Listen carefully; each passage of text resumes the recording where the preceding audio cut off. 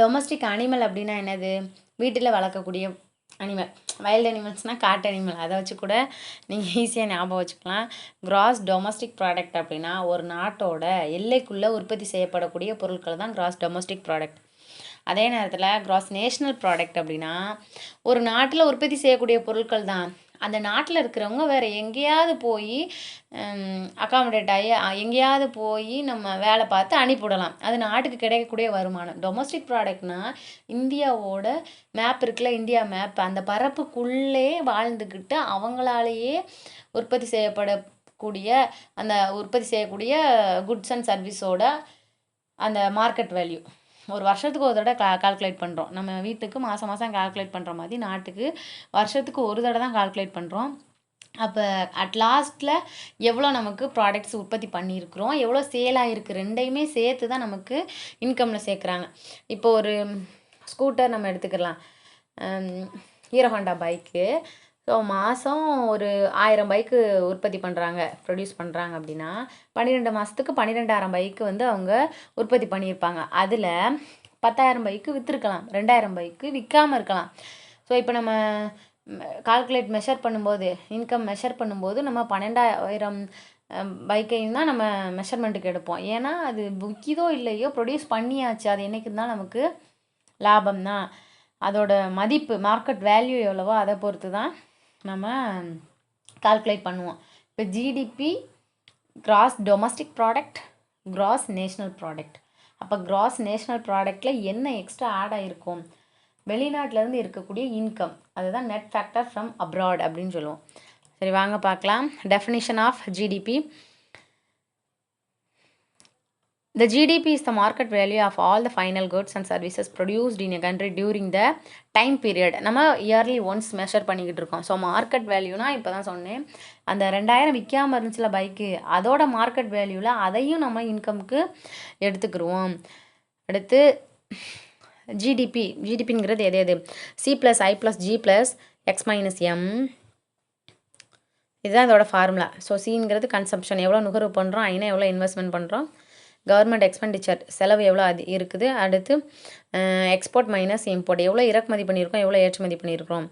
இப்போ நமக்கு வந்து என்ன பண்ணுறது, ஆப்பிள் நம்ம ஊரில் விளையாமல் இருக்கலாம், ஆப்பிள் நம்ம வெளியே வந்து நான் வாங்கி தான் ஆகணும். வெங்காயம் நம்ம ஊரில் ரொம்ப ப்ரொடியூஸ் பண்ணுறோம், அப்போ வெங்காயத்தை நம்ம அதிகமாக ஏற்றுமதி பண்ணுறோன்னா, நான் இப்போ வந்து 50 மூடை வெங்காயம் வந்து ஏற்றுமதி பண்ணுறோம் அப்படின்னா 20 மூடை என்னது 20 மூடை ஆப்பிள் வந்து நம்ம இறக்குமதி பண்ணுறோம். ஏன்னா ஆப்பிள் நம்மகிட்ட விளையில. நான் 50 மூடை வெங்காயம் வந்து உற்பத்தி பண்ணிட்டேன், அதனால் எனக்கு அது லாபம், நான் 50 மூடை பண்ணிட்டேன் நம்ம சொல்கிறதுல ஒரு பிரயோஜனமும் கிடையாது. ஏன்னா 20 மூடை நம்மகிட்ட இல்லாத நம்ம வாங்கியிருக்கிறோம். அப்போ அதை மைனஸ் பண்ணிவிட்டு மிச்சம் இருக்கிறது தான் நம்மளோட இன்கமே தவிர, நம்ம உற்பத்தி பண்ணதே சொல்லிக்கிட்டு இருந்தோம்னா நம்மளோட செலவுகளை எதில் போய் கழிக்கிறது? அதுதான், அதனால தான் X minus M, import minus export minus import. Goods and services, as you know, by now goods are tangible items while services are, the activities are intangible. Intangible தொடக்கூடியது, tangible தொட முடியும். குட்ஸ், டீயை நீங்கள் தொட்டு குடிக்க முடியும். ஆனால் அதை எப்படி மேக் பண்ணாங்க அப்படிங்கிறத you can feel by tasting the tea. அதுதான் market value. This is a price at which goods and services are sold in the market. சந்தையில் அந்த பொருட்கள் விற்கக்கூடிய அளவோட பேர் தான் என்னது? அளவு தான் market value. Final goods and services. இதில் இருக்கிற எக்ஸாம்பிள் ஒன்று ஒன்றா வந்து டெஃபினிஷனாக கொடுத்துருக்குறாங்க. So economist Tyler Cowen and Alex Tabarrok says that final goods and services are the goods and services which will be used or consumed. The goods and services which will be used for producing the other goods and services and will form a part of the goods and services produce are called intermediate goods. அதாவது இவங்க ரெண்டு பேரும் என்ன சொல்லியிருக்கிறாங்க, economist பொருளியல் அறிஞர்கள் இவங்க ரெண்டு பேரும் என்ன சொல்கிறாங்கன்னா, மார்க்கெட்டில் கடைசியாக நம்ம காசு கொடுத்து வாங்கி கன்சியூம் பண்ணுவோம்ல, அதை யூஸ் பண்ணுறதுக்கு தயாராக இருக்கக்கூடிய பொருட்கள் தான் மார்க்கெட் ப்ரைஸு. அதுக்கு இடையில நம்ம யூஸ் பண்ணுற பொருள்லாம் இன்டர்மீடியேட் ப்ராடக்ட்ஸ். அதாவது இப்போ டீயில் என்ன தேவை, பால், சீனி, சர்க்கரை, டிகாசின், அப்போ இந்த 3 intermediate goods. So intermediate goods, all the sum of intermediate goods is equal to final good. Final product உருவாகிறதுக்கு காரணமாக இருக்குது. Only the final goods are included in the GDP. Intermediate goods are not counted in the calculating the GDP because their value is included in the final goods. So if the intermediate goods are included in the GDP, it will result at what is called double counting. அப்படி தானே? இப்போ வந்து ஒரு tea உருவாகிறதுக்கு tea வந்து 10 ரூபான்னு price வச்சுட்டாங்க அப்படின்னா, இப்போ டீ 10 ருபீஸ்னு எழுதிறாங்க டீ கடைக்காரன். ஆனால் சக்கரை வாங்கின இடத்துல சக்கரை விற்றவன் எவ்வளோ எழுதுவான்? சக்கரை 3 ரூபாய்க்கு விற்றுருக்குன்னு எழுதுவான். பால் எவ்வளோ எழுதுவான்? 4 ரூபாய்க்கு விற்றுருக்குன்னு. தேயிலை 1 ரூபாய்க்கு விற்றுருக்குன்னு. அப்போ தனித்தனியாக எழுதும்போது அது ஒரு கணக்காகும், அது ஃபைனல் குட்டாக இருக்கும்போது தனி கணக்காகும். அப்போ என்ன தான் நம்ம உள்ளீடு பொருட்களை கொடுத்தாலும் இறுதி நிலையில் நுகர்வுக்கு எந்த பொருள் ரெடியாக இருக்கோ அதை தான் விலைக்கு எடுத்துக்கிடுவோமே தவிர இன்டர்மீடியட் குட்ஸை நம்ம எடுத்துக்கிற மாட்டோம். இப்போ ஒரு கார் எடுத்துக்கிட்டோன்னா அதுக்கு என்ன வாங்கணும்? என்ஜின் வாங்கணும், ஆயில் வச்சுருப்பாங்க, வேறு முன்னாடி கிளாஸஸ் கண்ணாடி இருக்கும், டயர் இருக்கும், அப்போது வீல் இருக்குது, எல்லாமே சேர்த்து தான் காரு. அப்போ இது வந்து தனித்தனியாக நம்ம என்ன செய்ய முடியாது, கவுண்ட் பண்ண முடியாது. கவுண்ட் பண்ணால் அது டபுள் கவுண்டிங் ஆயிரும். ஏன்னா இதெல்லாம் சேர்ந்து தானே ஃபைனல் குட்ஸை கொடுக்குது. அதனால் நம்ம எடுத்துக்கிற மாட்டோம்னு சொல்லியிருக்காங்க. For example a cup of tea bought in hotel என்ன இதான் நான் சொன்னேன்ல, டீ வாங்குகிறோன்னா எல்லாமே சேர்ந்து இந்த எக்ஸாம்பிளை ரீட் பண்ணி பாருங்கள். அடுத்து நெக்ஸ்ட்டு போகலாம். So national income is a measure of the total money value of goods and services produced by economy over a period of time, normally year. ரொம்ப முக்கியம். ஒவ்வொரு வருஷத்துக்கு ஒரு தடவை இந்தியாவில் கால்குலேட் பண்ணிகிட்டு இருக்கோம்.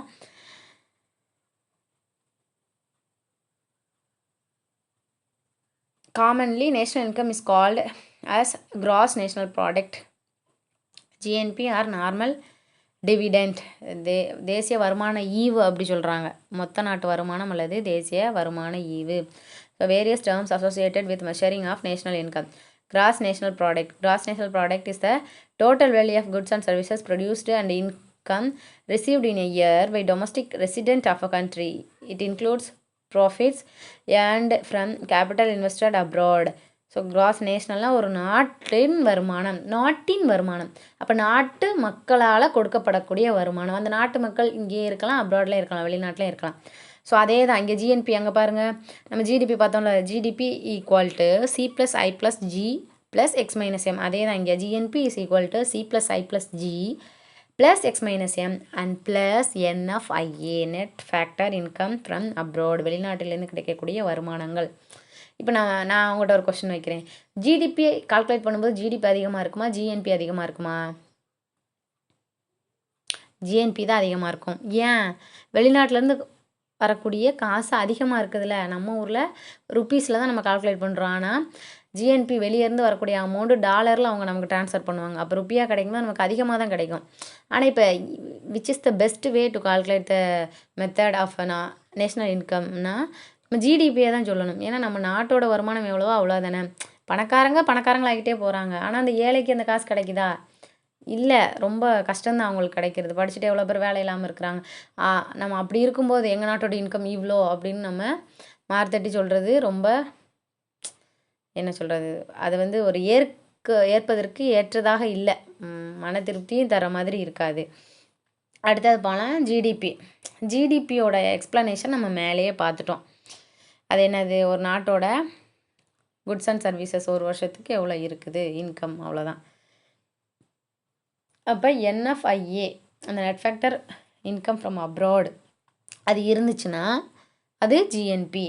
ஸோ இப்போ அடுத்தது பார்க்க போகிறோம் net national product. So net national ப்ராடக்ட்னா டெப்ரிஷியேஷன் நம்ம கழிக்க போகிறோம். So GNP minus depreciation is equal to NNP. GDP minus depreciation equal to NDP. Net national product is arrived by making some adjustment with regard to the depreciation. That is, we arrive in net national product by deducting the value of depreciation from gross national product. So NNP is equal to GNP minus depreciation. அதே மாதிரி NDP is equal to GDP minus டெப்ரிஷியேஷன்னா தேய்மானம். நம்ம income அதிகமாகவே காட்ட முடியாது. இப்போ ஒரு ஃபேன் வாங்கினா கூட நமக்கு என்ன ஆகும், அடுத்த வருஷம் வாங்கும்போது இப்போ 2000 ரூபாய்க்கு நான் ஒரு ஃபேன் வாங்கியிருக்கேன்னா அடுத்த வருஷம் அதே 2000 ரூபாய் இருக்குமா? ஒர்த்து இருக்காது. அதோட வேல்யூ வந்து 5 இயர்ஸ் கொடுக்குறாங்கன்னா அட்லீஸ்ட் ஒரு 300 200 எனக்கு ஒரு செலவு வரும்ல. ஸோ அதான் டிப்ரிஷியேஷன். நான் அதே என்னோடய சொத்து மதிப்பில் வந்து நான் ப்ராப்பர்ட்டி ரேட்டில் நான் அதை 2000 எழுதுனேன்னா அது வேஸ்ட்டு. ஏன்னா அதுக்கு ஏதோ ஒரு வகையில் நான் செலவு பார்த்துருப்பேன். அதே மாதிரி தான் இங்கேயும். அடுத்து per capita income. Per capita இன்கம்னு என்னது? எல்லாரோட இன்கமையும் ஆட் பண்ணிவிட்டு divided by the total population of the country. அப்போ ஒரு ஆளுக்கு எவ்வளோன்னு நமக்கு தெரிஞ்சிடும். Per capita income or output per person is an indicator to show the living standard of people in a country. It is obtained by dividing the national income by the population of the country. அதாவது ஆவரேஜ்னு சொல்கிறோம்ல, கூட்டு சராசரின்னு சொல்லுவோம். எல்லாரோட மார்க்கையும் கூட்டிகிட்டு அவங்களோட divided by the strength of the class அப்படின்னா நமக்கு சராசரி ஒரு பையன் எவ்வளோ மார்க் எடுத்திருக்கான்னு தெரிஞ்சிடும். அதான் per capita income is equal to national income by population. So box கொடுத்துருக்காங்க. In 1867 to 78 for the first time Dadabhai Naoroji had ascertained the per capital income in his book property and unBritish rule in India. So இவர் தான் இந்தியாவோட முதுபெரும் மனிதர், grand man of India அப்படின்னு சொல்லுவாங்க. British பார்லிமெண்ட்டில் ஒரு மெம்பராகவும் இருந்தார். நமக்கு ஆங்கிலோ இண்டியன்லாம் இருக்காங்களா ரெப்ரசன்ட் பண்ணுற மாதிரி, அதே மாதிரி இந்தியாவை ரெப்ரசன்ட் பண்ணுற விதமாக இங்கிலாண்டில் இருந்தவர். ஸோ இவர் தான் ஃபஸ்ட்டு ஒரு புக் எழுதியிருக்காரு. அது என்னென்னா செல்வ சுரண்டல் கோட்பாடு அப்படின்னு சொல்லுவாங்க. இந்தியாவில் வறுமையும் பிரிட்டிஷ் தன்மையற்ற ஆட்சியும். அதில் இந்தியாவோட சொத்துக்கள் எப்படி பிரிட்டிஷுக்கு மூலதனமாகவோ அல்லது வருவாயாகவோ அந்த நாட்டுக்கு போகுது அப்படின்னு தெளிவாக எழுதியிருப்பார். அதில் தான் தலா வருமானம் அப்படிங்கிற கான்செப்டை பற்றி பேசியிருப்பார். அடுத்து personal income. So personal income அப்படின்னா is the total money income received by individuals and households of a country from all possible sources from before direct taxes. So இப்போ ஒருத்தரோட இன்கம்னா பர்சனல் இன்கம். ஆனால் அதை எப்போ கால்குலேட் பண்ணணும்னா tax கட்டுறதுக்கு முன்னாடி. Tax எதுக்கு கட்டுறாங்க? இன்கம் அதிகம் வாங்குறதுனால கட்டுறாங்க. ஸோ டேக்ஸை நம்ம கழிச்சிட்டோன்னா அவங்க இன்கம்மை குறைக்கிறோன்னு அர்த்தம். ஸோ அப்போ before deducting the income tax we are calculating the personal income. Disposable income. So செலவிட தகுதியான வருமானம் அப்படி சொல்லுவாங்க. Disposable income means actual income which can be spent on consumption by individuals and families. Thus it can be expressed as disposable income equal to personal income minus direct taxes. செலவிட தகுதியான வருமானம். So எதை செலவு பண்ணுவோம்? இப்போ income அதிகமாக வாங்குறாங்க ஒருத்தங்க, டைரக்ட் டேக்ஸ் கட்டினதுக்கு அப்புறம் தான் அதை என்ன பண்ண முடியும்? செலவழிக்க முடியும். டேக்ஸ் கட்டுறதுக்கு முன்னாடியே அவங்க செலவழிக்க முடியுமா? முடியாது. அதான் அங்கே கொடுத்துருக்காங்க. டேக்ஸ் கழிச்சது போக மிச்சம் இருக்கிறத வச்சு தான் நம்ம செலவு பண்ணுவோம். அடுத்து cross domestic product produced in the country. GDP of India includes only the market value of goods and services produced in India. For example, the market value of apples produced in Kashmir are included in our GDP since Kashmir is in India. The market value of apples produced in California, even if they are sold in India markets, are not included in our GDP because California is in US. So இந்தியாவில் 2 விதமான apple பழங்கள் விற்கிது. ஒன்று காஷ்மீரில் விளைஞ்சது, இன்னொன்று கலிஃபோர்னியாவில். California is in USA. அப்படி தானே? இப்போ அங்கேருந்து நம்ம இம்போர்ட் பண்ணி நம்ம இங்கே விற்கிறோம், சேல் பண்ணுறோன்னா அந்த இன்கம் நமக்கு வராது, அவங்களுக்கு தானே போகும். நியாயமாக தானே சொல்கிறாங்க. இப்போ நம்ம காஷ்மீர் ஆப்பிள் அமெரிக்காவில் விற்கிது அப்படின்னா நம்ம இன்கமில் தான் வரும் அது. ஏன்னா நம்ம தான் அதை ப்ரொடியூஸ் பண்ணி கொடுத்துருக்குறோம், அவங்க விற்கிறாங்க. அவங்க எவ்வளோ ரேட்டுக்கான வச்சு விற்றுக்கலாம். கான்செப்ட் புரியுதா உங்களுக்கு கிளியராக?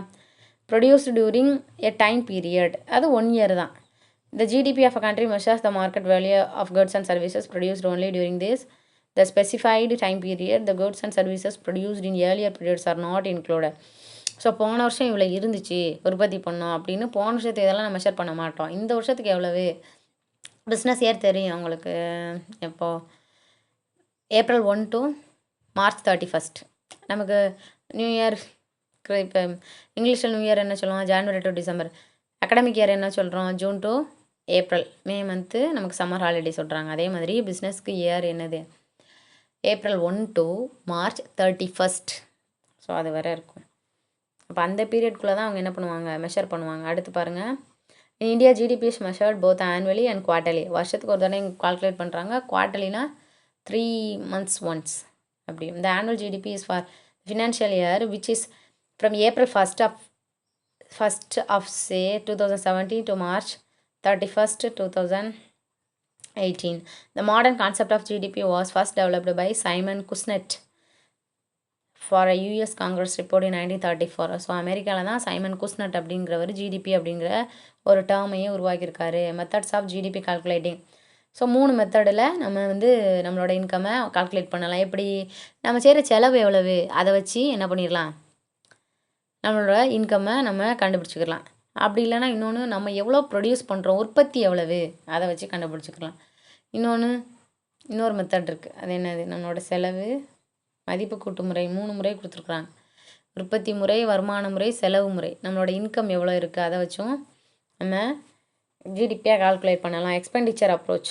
இன் this method the GDP is measured by adding the expenditure and all the final goods and services produced in the country. நம்ம கடைசி செலவு பண்ணுறது மூலியமாக எவ்வளோ பொருட்கள் மிச்சம் இருக்குதோ அதை வச்சு நம்ம என்ன பண்ணுறோம், இன்கம்மை கால்குலேட் பண்ணுறோம். அடுத்து income approach. This method looks at GDP from the perspective of the earnings of a men and women who are involved in producing the goods and services. The income approach to measuring GDP. Y is ஒய்னா என்ன, wages, rent, interest, profit எல்லாமே நமக்கு இன்கமாக வரும். ஒருத்தர் இப்போ 10 வீடு வச்சுருக்காருன்னா 10 வீட்டிலேருந்து வரக்கூடிய rent அவருக்கு இன்கம் தான். ஒரு 10 பேரை வேலை வாங்குறாருன்னா அவருக்கு கிடைக்கக்கூடிய இன்கம், அவர் கூலி காசு கொடுப்பாரு, அது செலவு. ஆனால் இங்கே இன்கம்னா என்ன கொடுத்துருக்கான், வேஜஸ் அப்படின்னா சம்பளம் மாதிரியா. அடுத்து இன்ட்ரெஸ்ட், வட்டி. எங்கேயாவது இப்போ வந்து 50,000 ரூபாய்க்கு நான் வட்டி 5 ரூபா வட்டி கொடுத்துருக்கேன்னா அந்த 50,000 ரூபாய் எனக்கு தனியாக கிடைக்கும். அது கிடைக்கிறதுக்கு 50,000 ரூபாய் என் கையில் திருப்பி ரிட்டர்ன் ஆகிற வரை எனக்கு வட்டி கிடைக்கும். அது நம்மளோட இன்கம். அடுத்து ப்ராஃபிட், லாபம். என்ன செய்கிறோம், ஒரு பைக்கை வந்து 50,000 ரூபாய்க்கு வாங்கி கொஞ்சம் வேலை பார்த்துட்டு 1,00,000 ரூபாய் 80 ரூபாய்க்கு விற்கிறேன் அப்படின்னா எனக்கு கிடைக்கிறது லாபம், ப்ராஃபிட். அதெல்லாம் இன்கம் தான். Value added approach. So value added அப்ரோச்னால் ஒன்றும் கிடையாது. இந்த sum of all the intermediate goods equal to the final good. அதை நான் பார்த்தோம், அதான் இங்கே கொடுத்துருக்காங்க. ஒவ்வொரு மதிப்போட வேல்யூவும் கூட கூட நமக்கு ஃபைனல் ப்ராடக்ட் கிடச்சிரும். அதான் இங்கே. அடுத்தது போகலாம். The value added method, T power plus milk plus sugar equal to T. Value of intermediate goods equal to value of final goods. Importance of GDP. The value of economic growth. பொருளாதார வளர்ச்சி எப்படி இருக்குது ஒரு நாட்டுக்கு, அதை அளக்க பயன்படுகிறது. Problems of inflation and deflation. Inflation அப்படின்னா என்ன சொல்கிறது, 1 கிலோ தக்காளி வந்து ஒரு 1000 ரூபான்னு விற்கிறது, 2000 ரூபான்னு விற்கிறது. டீஃப்ளேஷன்னா 1 கிலோ தக்காளி 1 ரூபான்னு விற்கிறது. ரெண்டுமே விற்றாலுமே என்னது, ஒஸ்ட்டு தான். 1 கிலோ தக்காளி 50 ருபீஸ் விற்கலாம், கூடுனா 100 ருபீஸ் வரை கூட விற்றுக்கலாம், குறைஞ்சா 20 ருபீஸ் வரை விற்றுக்கலாம். அதுக்கு இடையில குறைவாகவோ அதிகமாகவோ இருந்துச்சுன்னா இன்ஃப்ளேஷன், டீஃப்ளேஷன் சொல்லுவாங்க. பணவீக்கம், பணவாட்டம். ஸோ அது எப்படி இருக்குங்கிறத மெஷர் பண்ணுறதுக்கு இந்த ஜிடிபி ஹெல்ப்ஃபுல்லாக இருக்குது. Comparison with developed countries of the world.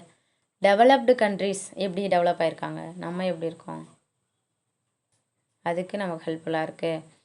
Estimate the purchasing power. The ability to purchase things, the ability to consume things is known as purchasing power. ஒருத்தவங்க ஒரு பொருளை வாங்குறதுக்கு அவங்களுக்கு பவர் எவ்வளோ இருக்குது, இப்போ அதாவது எபிலிட்டி எவ்வளோ இருக்குது, அதை மெஷர் பண்ண.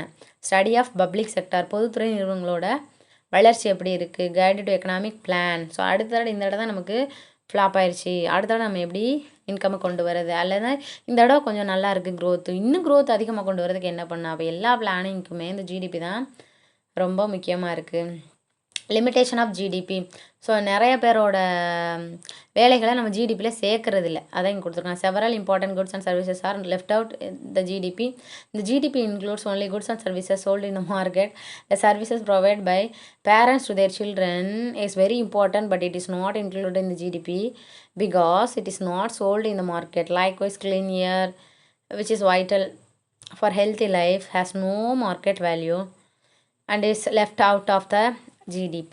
ஸோ இப்போ ஒரு குழந்தை பிறந்ததுலேருந்து எடுத்து வளர்க்குறாங்க, அதுக்கு அந்த குழந்தை சம்பளமாக கொடுக்குது இல்லை, அது கன்சர்ன், கேரிங். அதேமாதிரி அம்மா அப்பா வயசானவங்க வீட்டில் இருக்காங்க, அவங்கள பார்த்துக்குறோன்னா அதுவும் ஒரு கேரிங் தான்.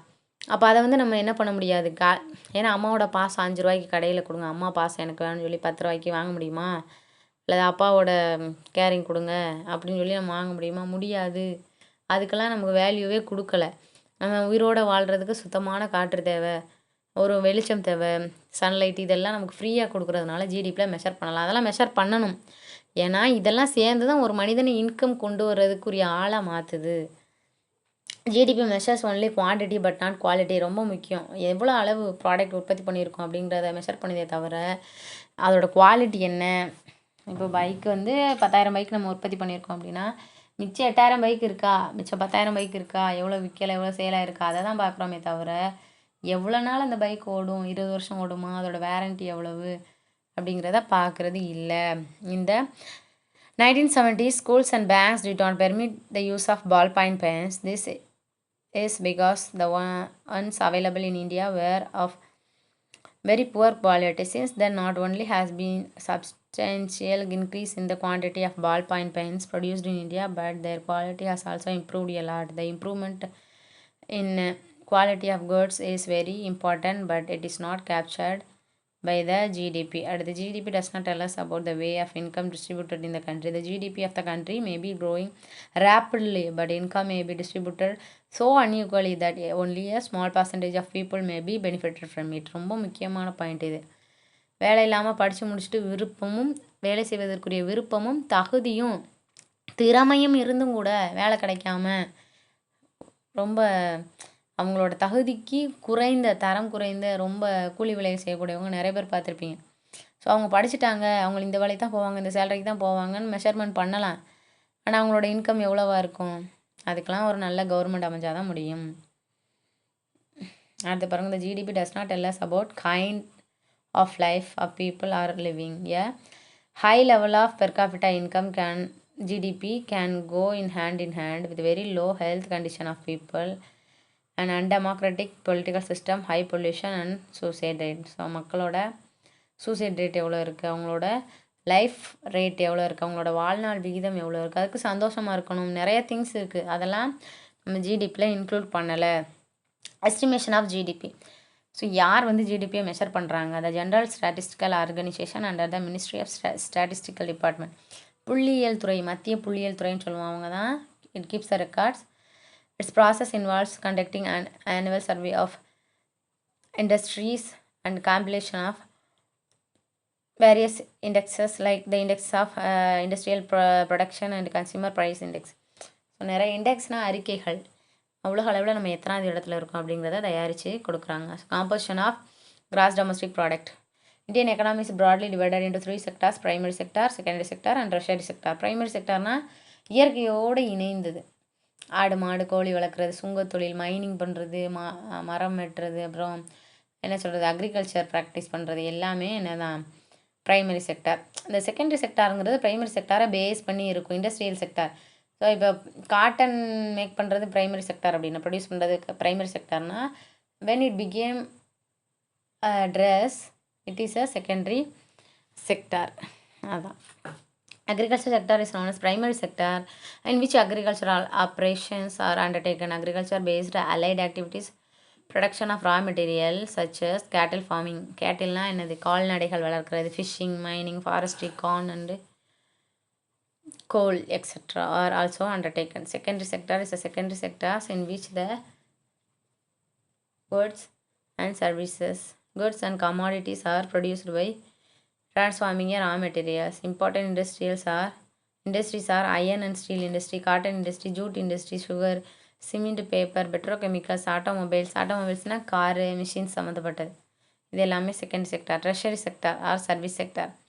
ஸோ என்னென்ன ஜாப் சொல்லலாம், நம்ம நான் 100 ரூபா கொடுக்க எனக்கு காய்ச்சல் போகணும், எனக்கு 1 லட்ச ரூபா தாரேன், எனக்கு ஒரு டிகிரி வேணும் அப்படிலாம் சொல்ல முடியுமா? எனக்கு 50,000 கொடுக்குறேன், எனக்கு ஒரு ஜஸ்டிஸ் நீதி வேணும், இல்லை. அது நியாயமான முறையில் எல்லாருக்கும் அனைத்தரசு செஞ்சாங்களா தான் சேவை. இப்போ ஒரு டிரைவர் வண்டி ஓட்டிகிட்டு போகிறாருன்னா, அவங்க பேசஞ்சர்ஸ் எல்லாத்தையும் கொண்டு போய் சேர்க்கணும். நான் கம்மியாக சம்பளம் வாங்குறேன், நான் வேகமாக ஓட்டேன் அப்படின்னா அது எப்படி முடியும்? இப்போ இங்கே என்ன கான்செப்டில் கொடுத்துருக்குறாங்கன்னா, சர்வீஸ் செக்டார் ரொம்ப ரொம்ப முக்கியம். Treasury sector is known as service sector, which includes government, scientific research, transport, communication, trade, postal and telegraph, banking, education, entertainment, healthcare and information technology. ஒரு கால்குலேஷன் மாதிரி கொடுத்துருக்காங்க, ஒரு ரிப்போர்ட்டு. 1951 மட்டும் பார்ப்போம். 50 to 51 ரிப்பப்ளிக் ஆகும்போது அக்ரிகல்ச்சர் செக்டார்லேருந்து வந்த இன்கம் எவ்வளோ இருக்குது? 51% இருக்குது. இண்டஸ்ட்ரியில் 14% தான் இருக்குது குறைவாக. ஏன்னா இண்டஸ்ட்ரீஸ் வெளியேருந்து அதிகமாக இல்லை. At the time agriculture practice பண்ணுறவங்க தான் அதிகமாக இருந்தாங்க. இண்டிகோ ரெவல்யூஷன் நிறைய பார்த்துருப்போம். அங்கேயே சர்வீஸ் செக்டாரில் 33% தான் இருக்காங்க. அப்படியே 2017 to 18 பாருங்கள், 17%. அக்ரிகல்ச்சர் 51 இருந்தது, 17 ஆயிடுச்சு. சர்வீஸ் செக்டார் 33 இருந்தது 53 ஆயிடுச்சு. அப்போ இண்டஸ்ட்ரி செக்டரில் கொஞ்சம் க்ரோத் இருக்குது. சர்வீஸ் செக்டர் அப்படின்னா அது வந்து என்ன சொல்லலாம்னா ஃபாரினுக்கு இன்கம் போகிற செக்டர் மாதிரியா. அக்ரிகல்ச்சர் செக்டர்னால் தான் நம்ம நாட்டோட ஃபவுண்டேஷனை நம்ம இன்னும் ஸ்ட்ராங்காக வச்சுருக்குறோன்னு அர்த்தம். அப்போ இன்கம் நமக்குள்ளே தான் இருக்கும், நமக்கு தான் க்ரோத் நிறையா இருக்கும். அதில் வந்து படித்தவங்க கொஞ்சம் பேர் மட்டும் அதிகமான சேலரி வாங்குற மாதிரி இருக்கும். ஆனால் அக்ரிகல்ச்சர் செக்டரில் அதிகமான பேர் கொஞ்சம் சேலரியை ஷேர் பண்ணிக்கிற மாதிரி இருக்கும்.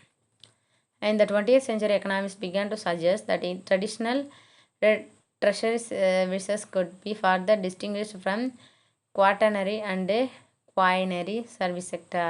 ஸோ அதையும் பிரிக்கிறாங்கன்னு கொடுத்துருக்காங்க. இந்த 20th செஞ்சுரியில் ட்ரெஷரி செக்டரை நிறைய பிரிச்சுக்கிட்டாங்க அப்படின்னு. கான்ட்ரிபியூஷன் ஆஃப் டிஃப்ரெண்ட் செக்டார்ஸ் இந்த ஜிடிபி பார்த்தாச்சு. அடுத்து போகலாம். India is the second largest producer of agricultural products. India accounts for 7.39% of total global agriculture output. The industrial sector, India's world rank is industrial sectorல 6 இருக்குது, service செக்டரில் 8 இருக்குது world லெவலில். கிட்டத்தட்ட 190 கண்ட்ரீஸில். Contributing of agriculture sector in Indian economy is much higher than world's average. வேர்ல்டோட ஆவரேஜில் அதிகமாக இருக்கா நம்மளோட Indian எக்கானமியோட agriculture sector. Contribution of industry and service sector is lower than the world average of 30% for industrial sector and 63 for percentage sector. So service செக்டாரில் நமக்கு அதிகமான income இருக்குன்னு கொடுத்துருக்காங்க. Gross value added is a measure of the value of goods and services produced in an area, industry of or sector of an economy. So gross value added na GDP plus subsidies minus direct and indirect taxes. மதிப்பு கூட்டுமுறை அப்படின்னா என்னென்னா GDP அதோட income plus மானியம். இப்போ ஒருத்தர் ஒரு tractor வந்து வாங்கலாம்னு நினைக்கிறாரு, விவசாயம் பண்ணுறவர் ஒரு ஃபார்மர் டிராக்டர் வாங்கலாம்னு நினைக்கிறாரு.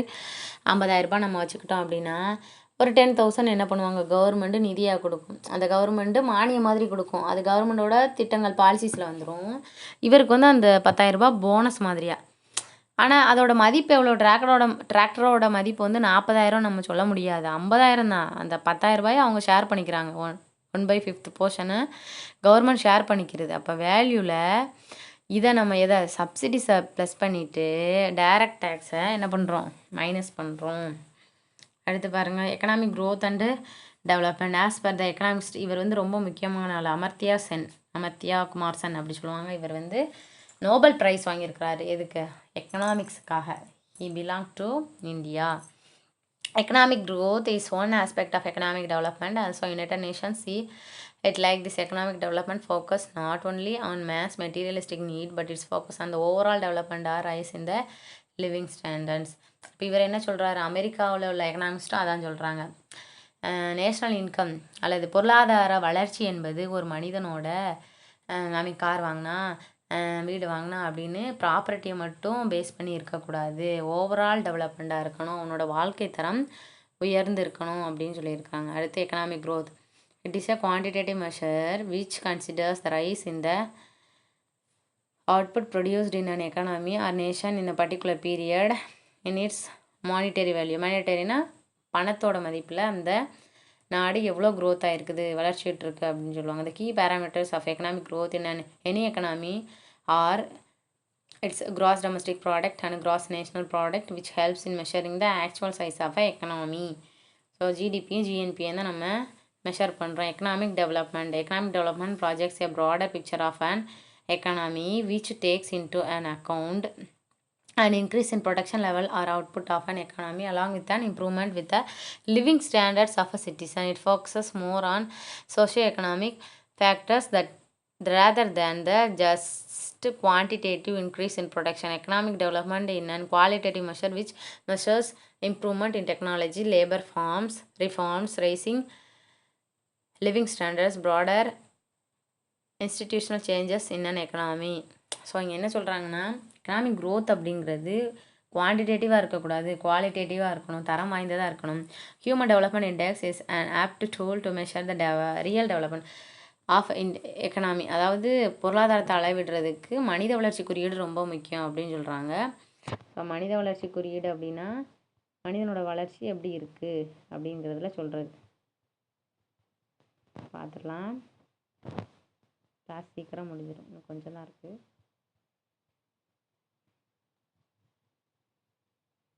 Development path of GDP and employment.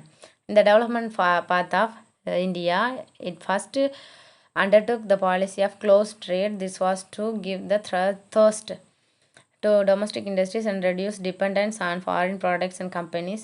Trade and interconnection with the outside world remained limited. This outlook continued till 1991 when India finally decided to open its border to free trade and liberalized its economy by allowing foreign companies to enter the Indian economy. The thrust was given to employment generation under the 5-year plans. This was to make up the rising population and lacking jobs to absorb the increased workforce size. Rural development was also given importance in India. For the importance constituent, it was the Indian landscape. Poverty alleviation came as a corollary of rural development and a part of the development path of India. So இதுக்கு ஒரு இந்தியாவோட economic ஹிஸ்ட்ரியை கொடுத்துருக்குறாங்க. So 1947 first பிரிட்டிஷ்காரங்க இந்தியாவுக்குள்ளே வந்தாங்க, trade பண்ண போகிறோன்னா. So நம்ம தான் ஏமாந்துட்டோம், அதுக்கப்புறம் சுதந்திரம் கிடைக்கல, ரொம்ப கஷ்டப்பட்டு தான் சுதந்திரம் வாங்கினோம். ஸோ இனிமேல் எந்த ஒரு நாட்டையும் இந்தியா நம்புகிற மாதிரி இல்லை, இந்தியன் எக்கனாமிஸை க்ளோஸ்டு எக்கனாமி அப்படின்னு அனௌன்ஸ் பண்ணுறாங்க. 1947 க்ளோஸ்டு எக்கனாமினா யாரையுமே உள்ளே விட மாட்டாங்க. நம்மளோட பேசிக் பொருள் எதுவோ அதை வச்சே நம்ம எக்கனாமியை நம்மளே டெவலப் பண்ணிக்கிறது. ஆனால் இந்தியா வந்து என்ன சொல்கிறது, லாங்குவேஜாலையும் கல்ச்சராலையும் எல்லாத்துலேயுமே நம்ம டிஃப்ரெண்ட்டாக இருக்கிறோம். புதுசாக பிறந்த குழந்த மாதிரி இந்தியா. அப்போ 1947 நாங்கள் யார்கிட்டையும் ஹெல்ப் கேட்க மாட்டோன்னா எப்படி? ஏன்னா இந்தியாவும் பயந்தாங்க, யார் வந்து நம்மளை ஏமாத்திடக்கூடாது அப்படின்னு. ஏன்னா we are divided by many source concepts like religion, caste, community, language எல்லாத்தாலையுமே நம்ம பிரிஞ்சு இருக்கிறோமா, அதனால நம்மளை யாரும் பிரிச்சிடக்கூடாதுன்னு நினச்சாங்க. ஸோ அதுக்கப்புறம் தான் 1990s தான் ஓப்பன் பண்ணுறாங்க, ஓப்பன் எக்கானமி. வெளிநாட்டிலேருந்து வேறு எந்த கண்ட்ரிஸாவது கம்பெனி ஸ்டார்ட் பண்ணணும்னு உங்களுக்கு விருப்பம் தான் இங்கே வந்து வரலாம். அதுக்கப்புறம் வந்தால் தான் இப்போ இந்த சென்னை, மதுரை மாதிரி பெரிய பெரிய சிட்டிஸில் உள்ள கம்பெனிஸ் எல்லாம். அப்போ அந்த ஃபஸ்ட்டு என்ன பண்ணுறாங்கன்னா 5-year பிளான்ஸ் இன்ட்ரடியூஸ் பண்ணுறாங்க. ஒரே ஒரு செக்டார் எடுத்துகிட்டு 5 years ஃபோக்கஸ்டாக வேலை பார்ப்பாங்க. அப்போ அந்த 5 yearsல அது இம்மன்ஸ் க்ரோத் அதில் நமக்கு கிடைக்கும். இதில்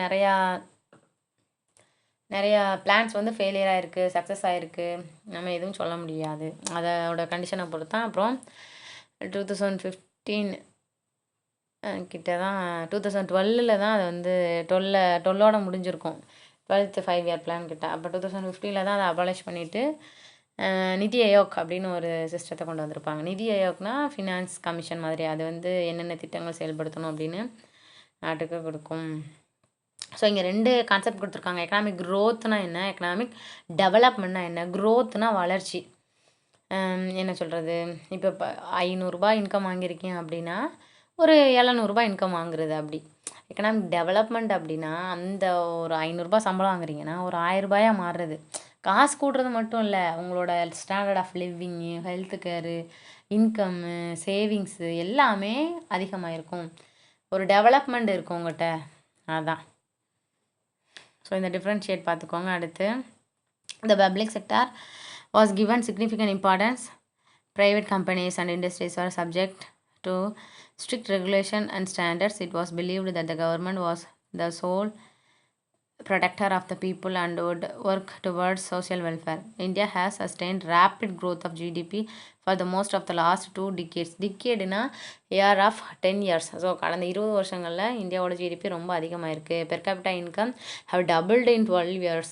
ஸோ பெர் கேபிட்டா இன்கம் வந்து சுதந்திரம் அடையும் போது 35 rupees கிட்ட சொல்லியிருப்பாங்க. 35 rupees இருந்தால் இந்தியாவில் ஒரு நாள் வாழ்ந்துடலாம். ஸோ இந்த லாஸ்ட் 12 yearsல ரொம்ப அதிகமாக இருக்குது, டபுளாக இருக்குது அப்படின்னு சொல்லியிருக்கிறாங்க. Per capita income placing India comes just inside the middle income country category. So middle income country கேட்டகரினா நம்ம டெவலப்டும் கிடையாது, அண்டர் டெவலப்டும் கிடையாது, மிடில் இருக்கிறோம் அப்படிங்கிற மாதிரி கொடுத்துருக்காங்க. Life expectancy at birth is 65 years and 44% of children under 5 are malnourished. The literacy rate for the population aged 15 years and above is only 63% compared to 71% figure of lower middle income countries. இங்கே என்ன கொடுத்துருக்காங்கன்னா life expectancy 65 வயசு வரை தான் கொடுத்துருக்குறாங்க. 44% children under 44% குழந்தைகள் 5 வயதுக்கு கீழே இருக்கிறாங்கன்னா மால் நியூட்ரிஷன்னா அவங்க சத்துணவு பெற்றிருக்காங்க, சரிவிகித உணவு. Population aged 15 years is above is only 60, அதாவது 15 வயதுக்கு மேலே உள்ளவங்களோட கல்வி அறிவுங்கிறது 63% தான் இருக்குது. 100 பேர் இருக்காங்கன்னா 63 பேர் தான் படிச்சிருக்காங்க. அந்த ரேட்டிங்கில் ஒரு கால்குலேஷன் கொடுத்துருக்காங்க. Factors supporting Indian development. The fast growing population of working age is an important factor. There are 700 million Indians under the age of 35 and the demographics look good for Indian growth in the next 20 years at least. India is experiencing demographic transition that has increased the share of the working age population from 58% to 64% over the last 2 decades. So இங்கே என்ன கொடுத்துருக்காங்கன்னா working population எவ்வளோ இருக்கிறாங்க அப்படின்னு. India has a strong legal system and many English language speakers. This has been a key to attracting inward investment from companies such as those specialising in information technology, IT. So அதிகமாக இந்தியாவில் இருக்கிற youth வந்து இங்கிலீஷை கற்றுருக்குறாங்க. அதனால் foreign companies இங்கே வந்து வேலை பார்க்குறதுக்கு நமக்கு ரொம்ப ஹெல்ப்ஃபுல்லாக இருக்குது. அதன் மூலமாக இந்தியாவோட இன்கம் அதிகமாகுது. India's economy has successfully developed in highly advanced attractive clusters a group of கம்பெனின்னு அர்த்தம். அதிகமாக இருக்குது business and technology space. For example witness of rapid emergence of Bangalore as a hub of global software business. External companies of scale have deepened their competitive advantages in many related industries. So பெங்களூரை சொல்கிறாங்க மின்னியல் நகரம் அப்படின்னு சொல்லுவாங்க. அதிகமான computers அதிகமாக இருக்கிறதுனால அதாவது ரேப்பிட் க்ரோத், அதிகமான தீவிரமான வளர்ச்சி இங்கே அடைஞ்சிருக்கு அப்படின்னு. அடுத்தது ஒரு பாக்ஸில் கொடுத்துருக்குறாங்க. இவர் வந்து Mahbub ul Haq 1990s. Mahbub ul Haq a Pakistani economist at the United Nations introduced the Human Development Index. The HDI is composite index of life expectancy at birth, adult literacy rate and standard of living. So பிறக்கும்போது குழந்தையோட வாழ்நாள் எதிர்பார்ப்பு, adult literacy கல்வி அறிவு, அப்புறம் வந்து அவங்களோட வாழ்க்கை தரம், இது மூணையும் வச்சு அவங்களோட வளர்ச்சியை நிர்மாணிக்கிறாங்க. எது மூணை வச்சு? குழந்தையோட பிறப்பு, கல்வி அறிவு, வாழ்க்கை தரம், இது மூணையும் வச்சு அளக்குறாங்க. இது ரொம்ப முக்கியமான ஒன்று. ஸோ இதை சொன்னவர் Mahbub ul Haq. He is a Pakistani economist. India claimed 1 spot 130 out of 189 countries in the last human development ranking released today by the United Nations Development Program. Between 1990s and 2017, India's HDI value increased from 0.427 to 0.640, an increase of nearly 50% and an indicator of the country remarkable achieving the lifting millions of people out of poverty. So ஏழ்மையிலேருந்து மக்களை வெளியே கொண்டு வந்திருக்குது. கிட்டத்தட்ட 189 நாடுகள்லேருந்து 130வது ரேங்க்லாம் நம்ம இருக்கோம்னு பெருமையாக சொல்லியிருக்கிறாங்க. 130 நம்ம எவ்வளோ இன்னும் ஃபார்வர்ட் போகணுன்னு பார்த்துக்கோங்க. growth of GDP and economic policy. 3 policy சொல்லியிருக்காங்க. Agriculture policy, industrial policy, new economic policy. அவ்வளோதான், லெசன் முடிஞ்சிருச்சு.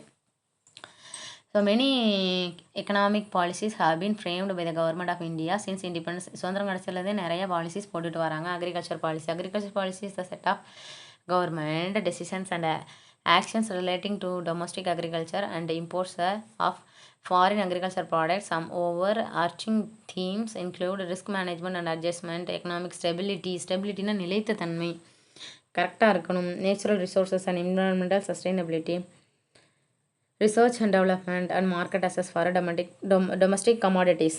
Some agriculture policies are price policy, land reform policy, green revolution, irrigation policy, food policy. அதிகப்படியான மகசூலை கொண்டு வர்றது agriculture ப்ராக்டிஸை நம்ம ஹையில் வெரைட்டிஸ்ன்னு சொல்லுவோம். அப்படின்னா என்னது?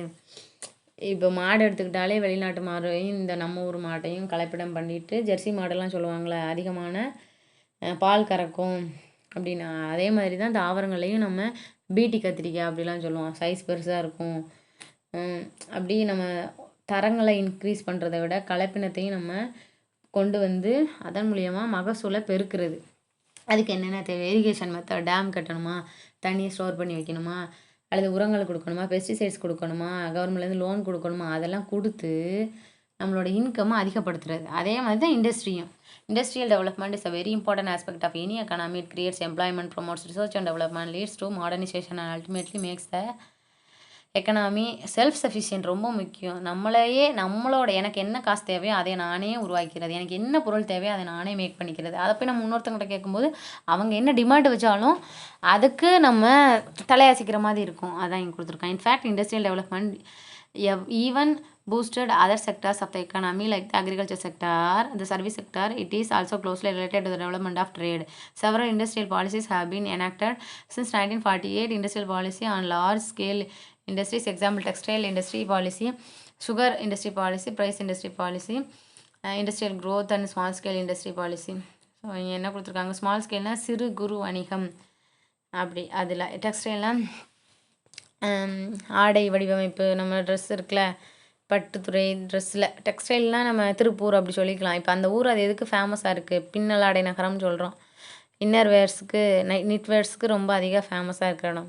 அப்போ அதிகமாக அங்கே ஏன் கிடைக்குதுன்னா இண்டஸ்ட்ரியல் க்ரோத்னால தான். அதிகமான கம்பெனிஸ் இருக்கும், அப்போ அங்கே வந்து எம்ப்ளாய்மெண்ட் அதிகமாக இருக்கும், மக்கள் அதிகமாக இருப்பாங்க, இண்டஸ்ட்ரியல் கிளஸ்டர்ஸ் உருவாக சான்ஸ் இருக்குது. இப்போ new economic policy. The economy of India had undergone policy in the beginning of the 1990s. The new model of economic reforms is commonly known as the LPG, as liberalization, privatization and globalization. These economic reforms had influenced the overall economic growth of the country in a significant manner. So privatisation, லிபரலைசேஷனாக தாராளமாக்குறது, ரொம்ப ப்ரைவேட்டை வந்து நம்ம control பண்ணாமல் ஃப்ரீயாக public sector private sector ரெண்டையும் ஈக்குவலாக பார்ட்டிசிபேட் பண்ண விடுறது. ப்ரைவேட்டைசேஷனாக தனியார் மயமாகிறது. ப்ரைவேட்டில் உன்கிட்ட காசு இருக்கா, you have the ability to manage the business or to create a new business, you can create. The government என்ன பண்ணுவாங்க? அதுக்கு சப்போர்ட் பண்ணுவாங்க. அடுத்து குளோபலைசேஷன். குளோபலைசேஷனாக made in China, made in Germany, made in Japan, அந்த திங்ஸ்லாம் இங்கே கிடைக்கிது. மேட் இன் இந்தியா வெளியே கிடைக்கிது. ஸோ இதுக்கெல்லாம் காரணமாக இருக்கிறது இந்த ஃப்ளிப்கார்ட், அமேசான் வந்ததெல்லாம் காரணம் due to the arrival of globalisation. அதான் இங்கே கொடுத்துருக்காங்க. இங்கே ஒரு பாக்ஸில் கொடுத்துருக்காங்க முக்கியமானது, கிராஸ் நேஷனல் ஹாப்பினஸ். நம்ம மேலே ஒன்று பார்த்தோம், அது gross human development index Mahbub ul Haq அப்படிங்கிறவர் தான் இன்ட்ரடியூஸ் பண்ணார். அதுக்கு என்னென்ன தேவை? பிறக்கும்போது ஒரு குழந்தையோட பர்த் ரேட் எவ்வளோ நாள் உயிரோடு இருக்கும் அது ஒன்று, ரெண்டாவது எஜுகேஷன், தேர்ட் ஒன்று வந்து ஸ்டாண்டர்ட் ஆஃப் லிவிங். இங்கே வந்து the term gross national product was coined in 1972 during an interview by a British journalist for the Financial Times at Bombay airport when the king of Bhutan Jigme Singye Wangkuk அப்படிங்கிறவர் தான் என்ன சொல்கிறாரு? Cross national happiness ஒரு மனிதனுக்கு எதை விட, நாட்டு வருமானத்தை விட சந்தோஷம் ரொம்ப முக்கியம். Cross national happiness is more important then cross national product அப்படிங்கிறத சொல்கிறாரு. In 2011, UN General Assembly passed a resolution, Happiness Towards a Holistic Approach to Development, urging member nations to follow the example of Bhutan and measure happiness as well-being efforts, calling happiness a fundamental human goal. ஒரு மனிதனுக்கு அடிப்படையான குறிக்கோள் எது? சந்தோஷமாக இருக்கிறது தான். இப்போ UN general அசம்பிளினா UNO இருக்குது, ஐநா சபை, பல நாடுகள் அதில் மெம்பராக இருக்கும். ஆஃப்டர் வேர்ல்டு வார் 2 இந்த வேர்ல்டு கண்ட்ரிஸ் கிரியேட்டட் யூஎன். அதான் அந்த யூஎன்ஓவில் இருக்கக்கூடிய ஜென்ரல் அசம்பிளியில் உள்ளவங்க தான் என்ன சொல்கிறாங்க? ரெசல்யூஷனை ஒரு தீர்மானம் கொண்டு வராங்க. Happiness towards a holistic approach to development. ஒரு என்ன சொல்கிறது, வளர்ச்சி சார்ந்த சந்தோஷங்கிறது என்னது? சந்தோஷத்தை நோக்கிய வளர்ச்சி அப்படின்னு சொல்லியிருக்காங்க. அதுக்கு 4 பில்லர்ஸ் கொடுத்துருக்காங்க. Sustainable and equitable socio economic development. சஸ்டெயினபிள்னால் நிலையான, நீடித்த, சமமான, பகிர்ந்தளிக்கக்கூடிய, சோசியல் சமூக பொருளாதார வளர்ச்சி. என்விரான்மெண்டல் கன்சர்வேஷன் சுற்றுச்சூழலை பாதுகாக்கிறது. Preservation and promotion of a culture கலாச்சாரத்தை பாதுகாக்கிறது. குட் கவர்னன்ஸ் ஆட்சி நல்லா இருக்கணும், அந்த நாட்டில் இருக்கக்கூடிய அரசியல் நல்லா இருக்கணும். இதெல்லாம் நல்லா இருந்தால் மட்டும்தான் எது சாத்தியம்? நமக்கு ஒரு ஹாப்பினஸ் அப்படிங்கிறது சாத்தியம். ஸோ பூட்டானை சேர்ந்தவர் தான் சொன்னார். அது அவர் பேர் என்ன பேர்? ஜிக்மே சிங்கே வாங்கக் The 9 dominants of gross national happiness are psychological well-being. Dominance முக்கியமாக அதை டாமினேட் பண்ணுறதுன்னு ஒரு 9 கொடுத்துருக்காங்க. Psychological wellbeing, health, time use, education, cultural diversity and resilience, good governance, community vitality, ecological diversity and resilience and living standards. So இந்த 9 வந்து எதுக்கு தேவை? Cross national ஹாப்பினஸுக்கு தேவை. ஸோ அந்த ரிசனில் நம்ம என்னென்ன கற்றுக்கிட்டோம்? ஜிடிபினா என்ன, what are the methods of GDP calculation, ஒரு வீட்டுக்கு நம்ம எப்படி பட்ஜெட் போட்டு ஃபேமிலி நடத்துகிறோம் அதே மாதிரி ஒரு நாட்டுக்கும் தேவை அப்படின்னு பார்த்தோம். அதான் கிராஸ் டொமஸ்டிக் ப்ராடக்ட். அப்போ அதுக்கு நிறைய மெத்தட்ஸ் இருக்குது. Gross national product, GDP, GNP, NDP, NNP. அப்புறம் என்ன பார்த்தோம்? Per capita income, disposable income பார்த்தோம், personal income. So methods of GDP கால்குலேட்டிங்கில் expenditure method, income method, value added approach. அடுத்து ஜிடிபியோட இம்பார்ட்டன்ஸ் என்ன, லிமிட்டேஷன்னா எதை அது மிஸ் பண்ணுது, அதுக்கப்புறம் யார் வந்து அதை ஜிடிபியை கால்குலேட் பண்ணுறா இந்தியாவில். ஜிடிபியில் என்னென்ன செக்டார் முக்கியமாக இருக்குது? 3 sector, primary sector, secondary sector and tertiary sector. அப்புறம் நமக்கு 1950 இப்போது 2018 வரை எப்படி இருக்குது க்ரோத்து. அப்புறம் என்ன பார்த்தோம்? எக்கனாமிக் க்ரோத், எக்கனாமிக் டெவலப்மெண்ட்னா என்ன, அதுக்குள்ள டிஃப்ரென்ஸ் பார்த்தோம். ஹியூமன் டெவலப்மெண்ட் இண்டெக்ஸ்னால் என்னென்னு பார்த்தோம். அதே மாதிரி ஹாப்பினஸ், கிராஸ் ஹாப்பினஸ் இண்டெக்ஸ்னால் என்னென்னு பார்த்தோம். இடையில ஒன்று பார்த்தோம், அதான் என்னது? 3 policies, agriculture policy, industrial policy and new economic policy. Thank you students. இந்த வீடியோ பிடிச்சிருந்துச்சுன்னா லைக் பண்ணுங்கள், ஷேர் பண்ணுங்கள், சப்ஸ்கிரைப் பண்ணுங்கள். ஏதாவது டவுட் இருந்துச்சுன்னா கமெண்ட் பண்ணுங்கள்.